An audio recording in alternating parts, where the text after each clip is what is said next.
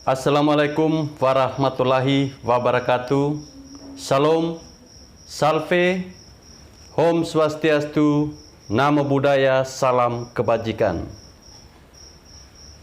Pesan Anies Baswedan ke pendukungnya agar merangkul pendukungnya Jokowi dan juga pendukungnya Prabowo Subianto. Jadi ada beredar sebuah pesan melalui dunia maya yang mengaku dari pendukungnya Anies Baswedan. Dan kepada para pendukungnya, Anies berpesan untuk merangkul para pendukung dari Presiden Jokowi. Tentunya juga pendukung dari Bapak Prabowo Subianto. Alasannya jelas.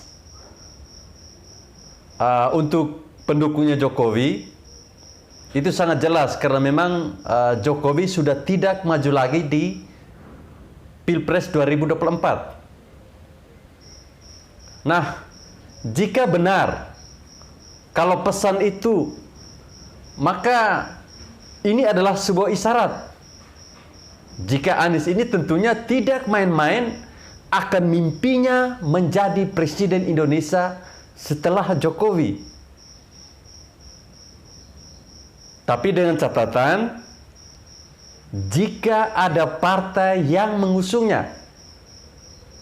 Kita tahu bahwa Anies ini kan dia masih belum mempunyai partai.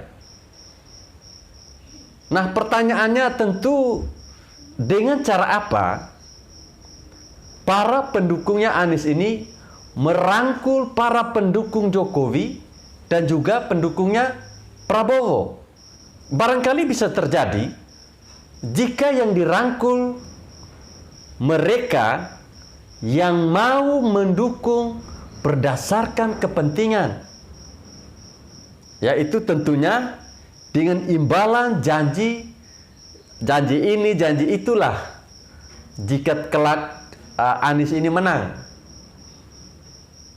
Tapi bagi mereka yang paham betul kemampuannya Anies, tentu tidak akan kepincut dengan janji itu. Masa depan Indonesia tidak mudah begitu saja dipertaruhkan. Lagi pula, untuk saat ini masih belum jelas apakah Anies mendapat satu tiket untuk maju di Pilpres 2024. Kecuali pada saat Kongres Partai Nasdem di bulan Juni nanti, sosok Anies ini dipilih oleh Surya Paloh. Maka dengan demikian akan terjawab sudah. Meskipun konsekuensinya nanti kemungkinan besar Partai Nasdem di 2024 itu bakal ditinggalkan oleh sebagian besar konstituen yang berhaluan nasionalis. Dan sebagian besar itu simpatisan non-muslim. Utamanya teman-teman kita yang dari wilayah Indonesia Timur. Nah, peta para pendukung Anies ini berdasarkan hasil survei, itu diketahui adalah mereka, dalam tanda kutip ya, yang selama ini mengkritisi Presiden Jokowi dengan segala narasinya yang jahat. Para pendukung Jokowi itu kita tahu sebagian besar itu berangkat dari kumpulan besar masyarakat yang tentunya berpikir realistis untuk bangsa Indonesia. Yaitu sosok yang dapat membawa bangsa Indonesia jauh lebih baik. Jika Jokowi rekam jejak kinerjanya itu sudah terlihat nyata. Semisalnya ketika Jokowi menjadi wali kota di Solo dan juga gubernur DKI Jakarta, itu memang dirasa sangat memberikan dampak yang baik pada warga. Tidak hanya secara nasional, tapi juga internasional. Bagi saya pribadi, sejauh ini dari sekian banyak tokoh yang muncul dalam survei, belum ada satupun nama yang dapat mengimbangi Jokowi. Tentunya dari sisi kinerjanya. Jadi dikenal karena kinerja ya, bukan karena pandai merangkai kata. Nah, selain faktor-faktor yang lainnya, seperti kesederhanaan Jokowi dan juga kedekatannya dengan rakyat kecil, sehingga membuat orang itu menoleh kepadanya. Itulah alasan kenapa Jokowi itu sangat dicintai oleh rakyat. Jadi secara umum, watak dari pendukung Jokowi ini jauh lebih realistis dibandingkan dengan pendukungnya Anies, yang tidak mau melihat fakta atas pencapaiannya Anies ini selama berada di DKI Jakarta.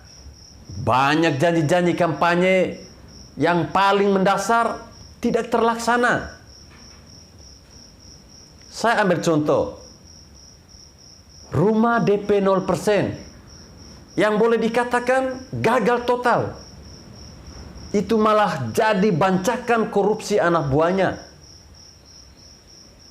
Lalu penanganan banjir yang sifatnya hanya seremonial dan jalan di tempat. Terus ada lagi program OKOC yang juga hasilnya tidak jelas. Dan juga tentunya masih banyak lagi. Barangkali satu yang dapat dilihat skala nasional dan juga media luar, karena mobilisasi massa saat sholat Id, yaitu JIS. Ya mungkin hanya itu. Tapi perlu dicatat ya, itu pun di kepemimpinan Jokowi dan juga Ahok itu sudah disiapkan bumbu-bumbunya. Misalnya pembebasan lahan, proses pemindahan, dan juga yang lain-lain. Nah, Anies ini dia tinggal melanjutkannya. Pada dasarnya membangun benda mati itu jauh lebih mudah ketimbang membangun mental warganya. Kita lihat saja stadion internasional yang tidak kalah keren yang ada di Deli Serdang itu. Itu yang habiskan anggaran 7 triliun. Padahal itu berada di sebuah kabupaten kecil. Jadi JIS ini sebetulnya menurut saya bukan hal yang istimewa. Apalagi kalau dibandingkan dengan apa yang sudah pernah dilakukan Jokowi selama menjadi pemimpin daerah maupun memimpin republik ini. Sehingga saya rasa sulit bagi Anies dan juga para pendukungnya merangkul para pendukung dari Jokowi. Apalagi kita tahu Anies ini kan dikenal dekat dengan kelompok-kelompok pengasuh agama. Saya ambil contoh brutalnya Pilkada DKI Jakarta pada 2017 itu akan menjadi memori yang tidak lekang oleh zaman. Tentunya bagi mereka yang waras secara akal dan nurani manusia. Sebagai bukti, baru-baru ini di media sosial ada video yang cukup viral yang memperlihatkan ada sekelompok artis. Ya boleh dikatakan mereka ini hijrah lah. Yang acap dicap warganet sebagai agen atau pengusung dari khilafah ini. Itu sedang berkumpul bersama dengan Anies di rumahnya. Jadi intinya mereka ini memanfaatkan momen lebaran. Nah, narasi yang beredar selama ini, mereka ini dalam tanda kutip para artis yang tadi saya sebutkan, yang konon memang sengaja direkrut untuk mempengaruhi masyarakat luas. Karena kita tahu kan kalau artis ini kan public figure yang memiliki jutaan followers. Jadi istilahnya gampang lah untuk bisa mempengaruhi orang. Lalu bagaimana dengan pendukungnya Prabowo? Apakah pendukungnya Anies juga bisa merangkulnya? Saya rasa juga tidak mungkin dan tidak mudah. kecuali Prabowo memilih Anies menjadi wakil presiden. Nah, mungkin itu bisa. Tapi itu kemungkinannya sangat kecil kalau Prabowo ini melirik Anies untuk berpasangan dengannya. Karena Prabowo sudah belajar dari pengalaman Pilpres di 2014 dan juga 2019. Di mana kita tahu saat itu Prabowo itu didukung oleh para pendukung yang saat ini mendukung Anies. Mereka yang tergabung ke dalam kelompok-kelompok besar, ormas keagamaan yang berhaluan keras. Dan hasilnya apa? Nihil. Bahkan keok hingga yang kedua kalinya lawan Jokowi. Nah, selain itu, pendukungnya Prabowo pada Pilpres 2014 dan juga Pilpres 2019, terutama kelompok PA212, itu mereka menyatakan kekecewaan yang mendalam kepada Prabowo semenjak Prabowo bergabung dengan atau menjadi pembantunya Jokowi sebagai menteri. Dia masuk dalam jajaran kabinetnya Presiden Joko Widodo.